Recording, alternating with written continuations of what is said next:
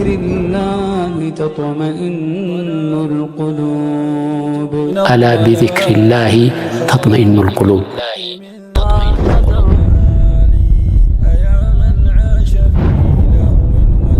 አላህን ሱብሓነሁ ወተዓላ በማውሳት ልቦች ይረጋጋሉ። የመንፈስ ጭንቀት ያለበት ሰው፣ እንደዚሁም የዱንያ ህመም ያለበት ሰው፣ ውጣ ውረድ እረፍት የሌለው ሰው፣ ሀታ እንቅልፍ ያጣ ሰው እንኳን አላህን ሱብሓነሁ ወተዓላ በሚያወሳበት ጊዜ ይስተካከል፣ ልብ ይረጋጋል። እንደዚሁም አላህን ሱብሓነሁ ወተዓላ በማውሳት የሚገኘው አጅር በጣም ከፍተኛ ነው። ዚክር የልብ መድኃኒት ነው። ዚክር የልብ ፈውስ ነው። አላህን ሱብሓነሁ ወተዓላ እናውሳ።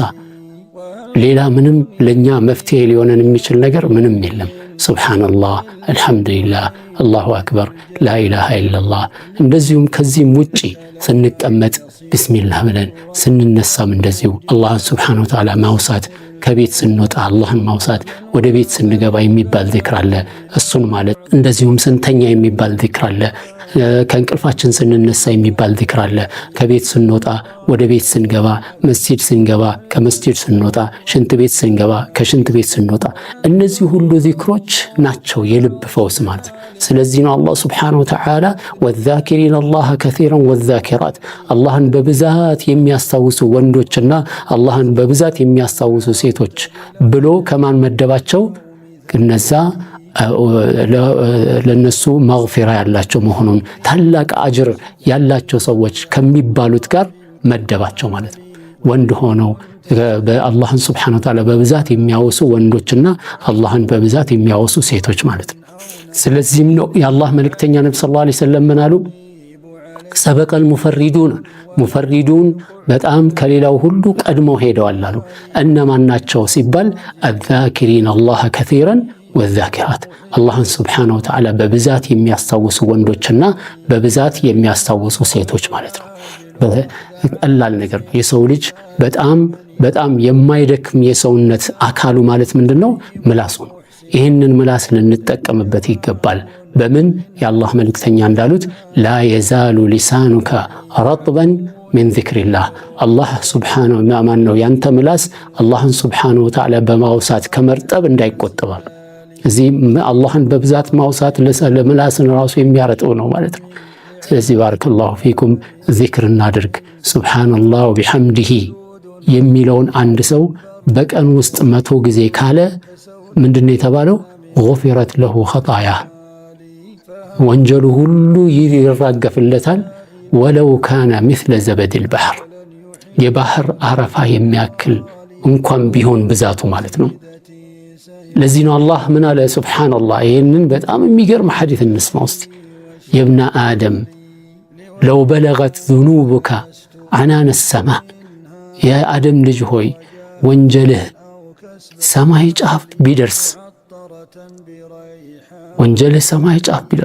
ثم استغفرتني ከዛ እስትግፋር የምታረገኝ ከሆነ ይቅርታ የምትጠይቀኝ ከሆነ ለገፈርቱ ለከ ወላ ኡባሊ፣ ዋንን ሁሉ ወንጀል ምርሃለው ምንም ግድ የለኝም።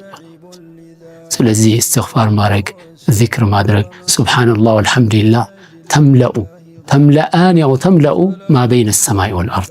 ሱብሓነላህ ወልሐምዱሊላህ ሲል አንድ ሰው ምን ይሆናል? ሰማይና ምድር ትሞላለች። ሰማይና ምድርን የሚሞላ ነው። ሱብሓነላህ ተምለኡል ሚዛን፣ ሱብሓነላህ ማለት ሚዛን የሚሞላ ነው። ስለዚህ ነው አላህ ሱብሓነሁ ወተዓላ በተለይ ደግሞ እድሜያቸው ከፍ ያለ ሰዎች አላህ ነብዩ ሰለላሁ ዐለይሂ ወሰለም ሊሞቱ ሲሉ ሌላ ነገር እንዲያደርጉ አላዘዛቸውም። ምንድን ያላቸው? ፈሰቢሕ ቢሐምዲ ረቢከ ወስተግፊርሁ፣ አላህን ሱብሓነሁ ወተዓላ እያመሰገንክ አጥራው፣ እንደዚሁም ምህረትን ለምን። ስለዚህ የአላህ መልእክተኛ ነብዩ ሰለላሁ ዐለይሂ ወሰለም ፊ አኺሪ ሐያቲ መጨረሻ ህይወታቸው ላይ ምንድነው ሲሉ የነበረው? በሱጁዳቸው፣ በሩኩዓቸው፣ በሁሉም ቦታ ላይ ምንድን ነበር ንግግራቸው? ሱብሓነከ አላሁመ ወቢሐምዲከ አስተግፊሩከ፣ ሱብሓነከ አላሁመ ወቢሐምዲከ አላሁመ እግፊርሊ፣ ያ አላህ አንተን ከማመስገኔም ጋር ጥራት ይገባህ፣ ምህረት አድርግልኝ እያሉ ነበር የሚሉት። ስለዚህ ባረከላሁ ፊኩም ዚክርን በጣም ትኩረት ልንሰጠው ይገባል። ዚክር ላይ እረፍት ልናረግ አይገባም። ያው አንድ ሰው ዚክር ለማድረግ ሌላ ምንም መጠቀም መቁጠሪያ ምናምን መጠቀም አያስፈልገውም። ምክንያቱም ማንኛውም በሸሪዓ ውስጥ የመጣው መቁጠር የሚያስፈልገን ምን አይነት ነው? መቁጠር የሚያስፈልገን ዚክር እስከ 100 ድረስ ነው። 100 ደግሞ በጣታችን መቁጠር እንችላለን። የአላህ መልእክተኛ ምን አሉ? ጣቶቻችሁን ተጠቀሙ ዚክር ለማድረግ ፈኢነሁነ ሙስተንጠቃት፣ እነዚህ ጣቶቻችሁን አላህ ያናግራቸዋል፣ የቂያማ ቀን መስካሪዎች ይሆናሉ አለ ሰለላሁ ዐለይሂ ወሰለም። ስለዚህ አላህ ሱብሓነሁ ወተዓላ ይወፍቀን፣ ልባችንን በዚክር የሚረጥቡ ሰዎች አላህ ያድርገን። ወሰለላሁ ወሰለመ ዐላ ነቢይና ሙሐመድ ወዐላ አሊሂ ወሰሕቢሂ አጅመዒን። ኢስላማዊ እውቀት